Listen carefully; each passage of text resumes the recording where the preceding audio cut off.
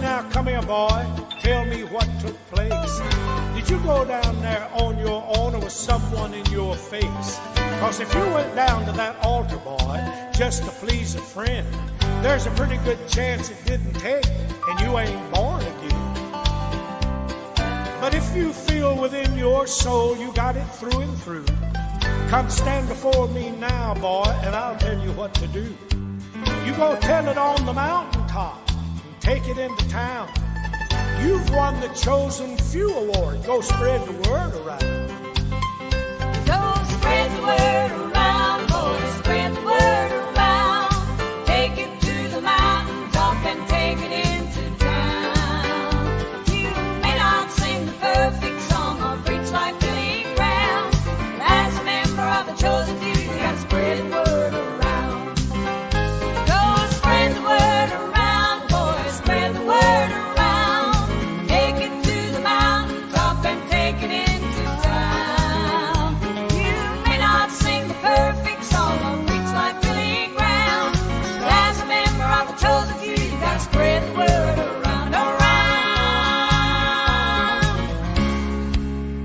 Go spread the word around, boys, spread the word around. Take it to the mountaintop and take it into town. You may not sing the perfect song or preach like Billy Graham, but as a member of the Chosen Few, you gotta spread the word around, around.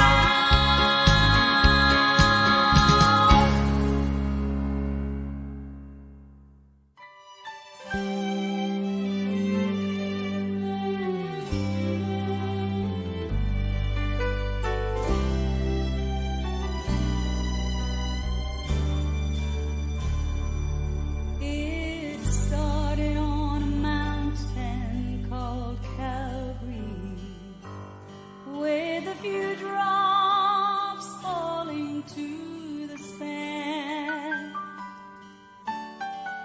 It was the birth of the river of mercy, born from the blood of the Lamb.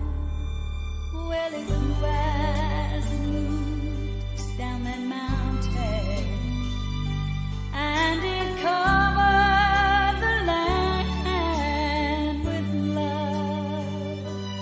And the further it flowed, the stronger it became. Nothing could stop the mighty flood, and the blood runs deep, the river never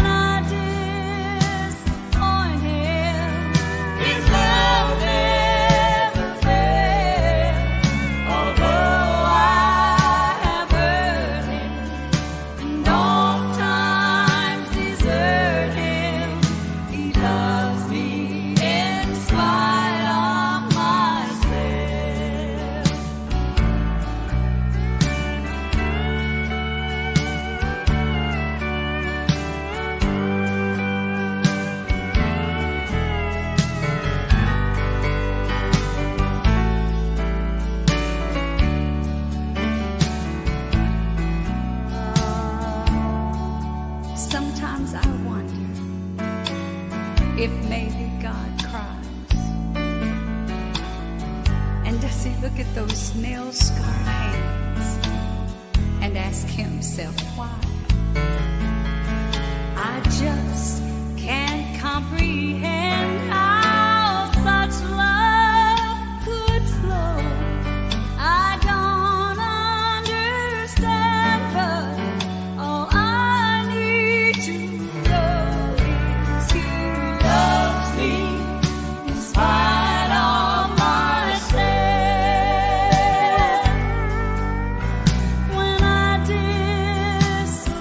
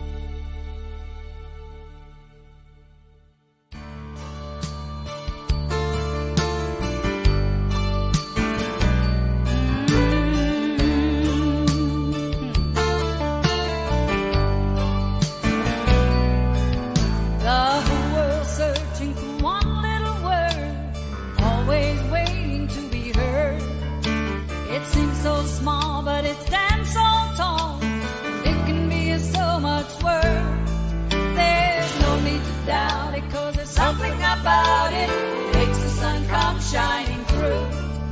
I may not sell you, but I'm here to tell you what a little love can do. What a little love, what a little love can, what a little love can do. Give it a try and you might be surprised what a little love can do. What a little love, what a little love can, what a little love can do. Give someone a hand and you might understand what a little love can do.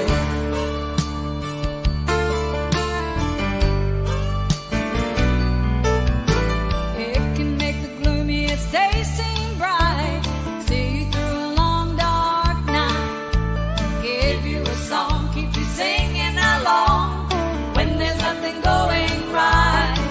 Well, it can take a cold heart Give it a new start. and a good feeling too. You may be receiving if you believe in what a little love can do. What a little love, what a little love can, what a little love can do. Give it a try and you might be surprised what a little love can do. Well, what a little love, what a little love can, what a little love can do. Give someone a hand and you might understand what a little love can do. Yeah, what a little love, what a little love can, what a little love can do. Give it a try and you might be surprised what a little love can do. Ooh, what a little love, what a little love can, what a little love can do. Give someone a hand and you might understand what a little love can do. Oh, what a little love can, what a little love can do.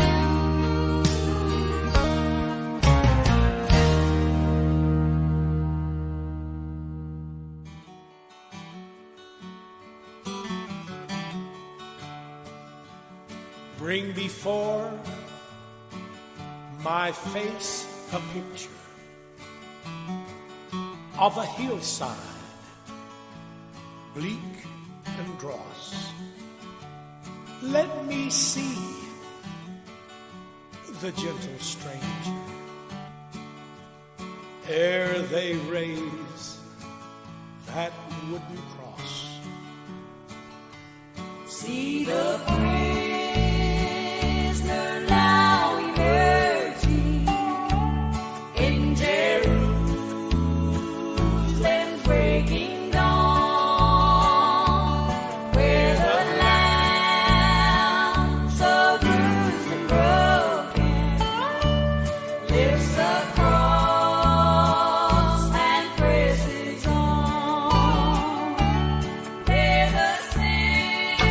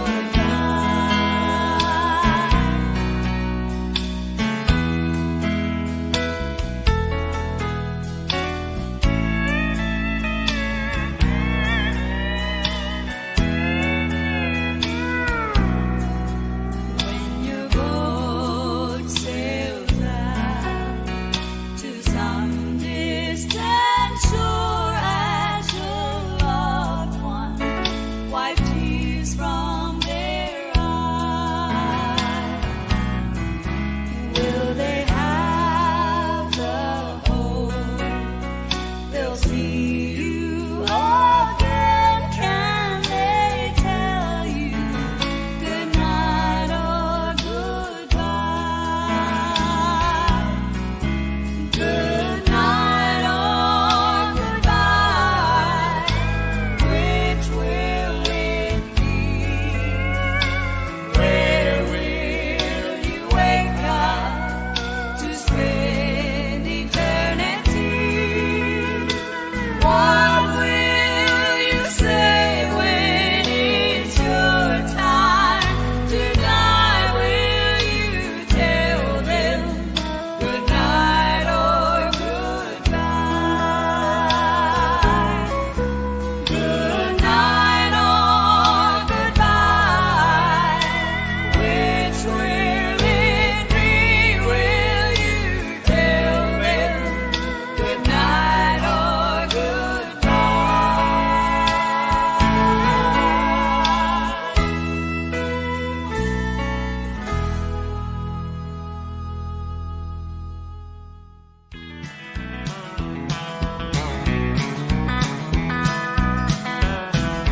Come on home to Jesus. He left a light on just for you.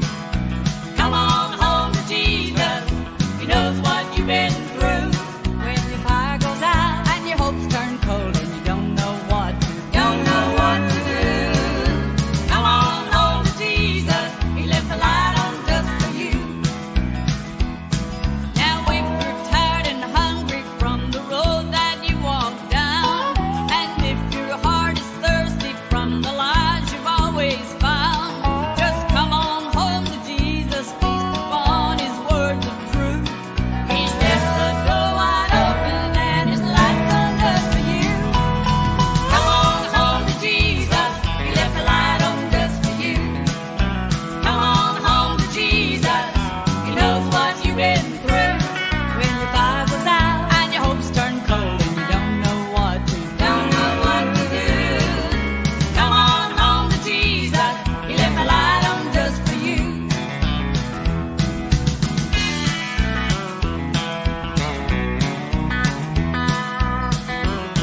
Don't let the darkness blind you, 'cause the devil cannot win. The Lord is there to guide you and he wants to lead you in. The black of night is parted by a beacon shining through. So come on home to Jesus, he's waiting just for you. Come on home to Jesus, he left the light on just for you. Come on home to Jesus, he knows what you've been through. When your fire goes out and your hopes turn cold and you don't know what to do. Come on home to Jesus, he left the light on just for you.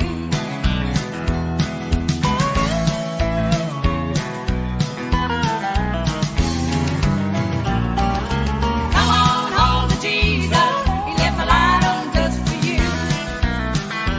Come on home.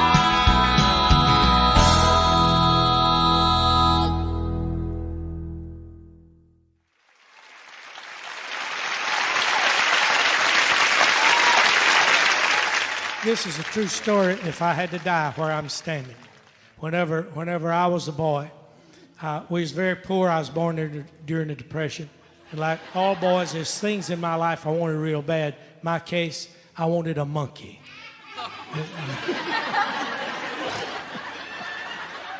Nobody knows how bad I wanted a monkey. I saw a movie where a guy went around with a monkey on his shoulder, and so I never had needless to say, I never had a monkey. Well, one time I did have a possum. Possums are real dumb, and you can't get them to stand on your shoulder. They can't even get across the road. More than anything in the world, I want to. So when Ronnie came to live with me after I got out of the Marines, I was just a kid myself. He came to live with me, and then me and Mabel got married. We were both determined to make that boy feel like this is where he lived, this was home. And I tried to buy him things that sometimes I didn't have the money to buy. But I wanted to get him a monkey, because I never had a monkey. And I saw this ad in the paper, said pet monkey for sale. And I got the address. Me and Ole Ronnie got in the car, and we took off, and we went to this lady's house, and she came to the door with this darling monkey in her arms, with its arms around her neck. And she told us she had to move away. She couldn't take the monkey. How it's like one of the family, the whole bit. And I paid her for it. And I said, okay, Ronnie, you got something I never had. Take your monkey. And the lady said, you don't know how it hurts me to lose this monkey. Let me just take him to the car. Found out later why she wanted to take him to the car. But we went to the car, and I told Ole Ronnie, I said, get in the back seat where you have room to play with your monkey.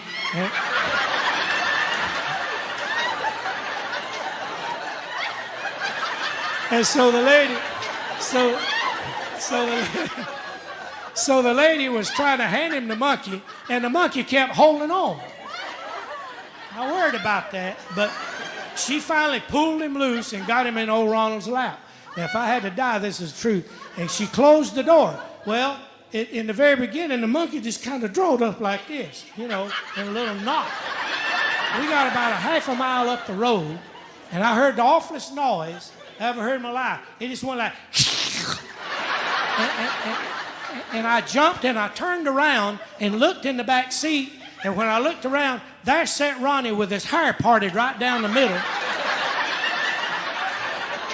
He was all glassy-eyed looking. He looked like he saw his first zombie come out of the grave or something, and I couldn't see the monkey. The monkey wasn't there.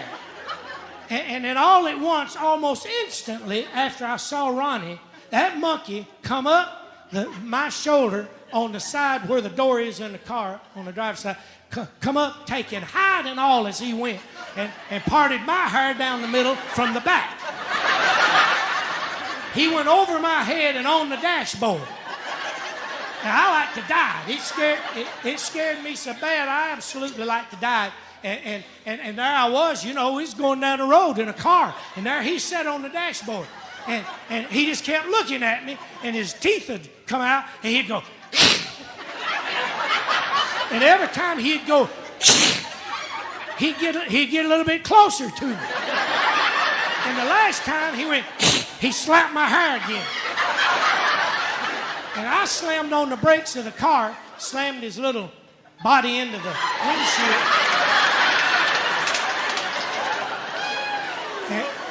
And stopped the car, and I jumped out of the car on the driver's side. Well, old Ronald bailed out on his side in the back. And we was just standing there outside the car. I didn't know what to do. And so I said, what are we going to do, Ronald? And he said, I don't know. I said, I'm scared to get back in the car. He said, I am too. I said, I'll tell you what you do. Go get a stick. In the woods, a little edge of the woods there. You go get a stick, it's got a point on it, and stick him, and I'll open this other back door, and you stick him so he'll jump out of the car. And Ron said, if I do that, he'll get away. I said, I certainly hope so.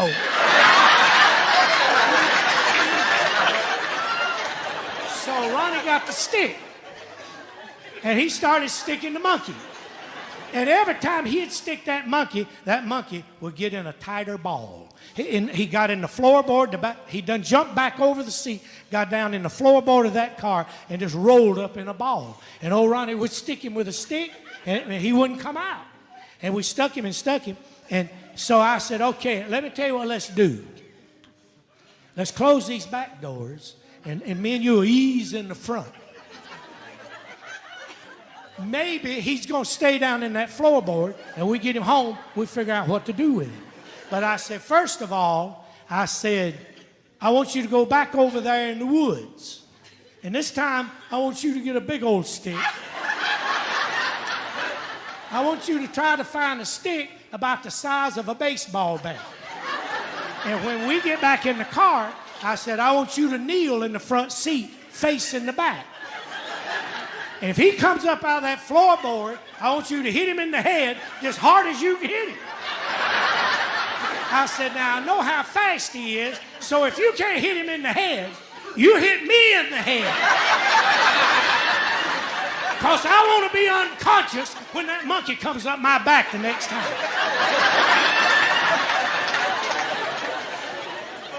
this is a fact what I'm telling you. If I had to die, Ronnie's here tonight. He'll verify this. We got the monkey home. We don't know how, but we got the monkey home. We got him home. I said, how are we going to get him out? So one of the neighbors come over, and then 2 or 3 of the neighbors come over. I told them, I said, we got King Kong in the car here. And I said, we don't know how to get him out. So one of the neighbors said, get a big blanket. I'll show you how to get him out. So, and this is a fact what I'm telling you, if I had to die. We took this big old blanket, and 2 or 3 of our neighbors, we got over there and we held that blanket. We opened the door. We held a blanket over there on that side. And then some more of us, the neighbors, got over on the other side of the car and started banging on the side of the car. We started banging on the side of the car. The junkie, the monkey,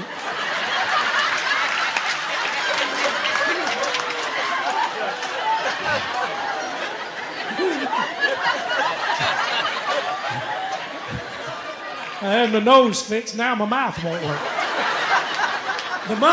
The monkey jumped in the blanket, and then we closed it right quick and tied it up and took him in the house. And old Mabel started screaming, what are you going to do with that monkey? I said, we're going to take him in the house. You ain't taking no monkey in my house. I said, Mabel, we got to take him in the house. We ain't got no pen yet. We took him in the house and put him in Ronald's room. I ain't never seen nothing like this monkey. He absolutely devastated that room. He tore down the curtains. He tore up the spread. He tore up the rug. He even tore up the ceiling. And we just closed the door. We didn't know what to do. And the guy next door said, let me tell you what to do. You call, there's a big pet shop over near Ponce Leon. So you call, and they got a guy over there, I believe, know what to do. So I called and I talked to this authority. And he said, oh, yeah, you don't have a problem there. He said, it won't cost you much. I'll come out. I'll get the monkey out. You get a pen built. I'll get the monkey out, and we'll put the monkey in a pen, and he'll get to knowing you later. So he came over. We went and got a pen. He came over, got the monkey out. We got out of the house. I don't know how he got the monkey out. He got the monkey out, put him in the pen. Then he said, now I'm going to tell you what you're going to have to do. He said, this monkey's grown. He said, you're going to have to go get another monkey.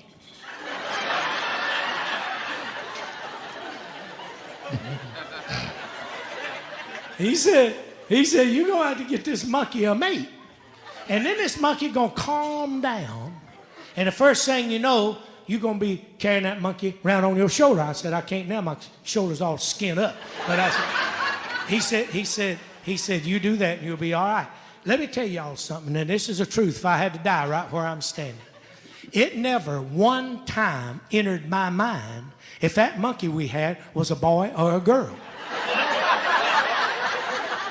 It's hard to tell when something's coming up your back.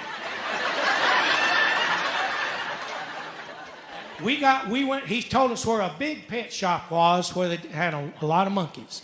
So we went over there, and when we got over there, I did not know where the monkey we bought was a boy or a girl. We just saw a monkey, and I said, how much is that monkey? And he told me, and I bought the monkey. We brought the monkey home. This monkey is a little bit bigger than the first monkey. We put that monkey in that pen, and honey, I have never seen anything to beat it in my life. You could not tell which monkey was on top, which monkey was on the bottom. They're going around in a circle like this, and hair flying everywhere. And they fought. First of all, it scared me and old Ronald to death. I started screaming at Ronald. I said, Ronald, he's killing your monkey. I said, get your monkey out of there. And old Ronald said, you get your monkey out of there. I said, I ain't got no monkey. I said, I bought both of them monkeys for you. When that fight was over, Ronald's monkey lay a corpse. He went on to where the good monkeys go. And I'm going to tell you something. He'll tell you to this day, after being in that awful war, and I was in the middle of the worst of it, tears just poured out of my eyes. That nearly killed me. Listen, I can't even put a minnow on a hook. My heart's so soft, I can't put a worm on a hook. People say it don't hurt them, they wiggle. I can't even put a minnow on a hook. And there I was, caused the death of a monkey. I didn't like that monkey, but I didn't want him to die. So Ronald said, what are we going to do? He said, I believe my monkey's dead. I said, you go get a sharp stick.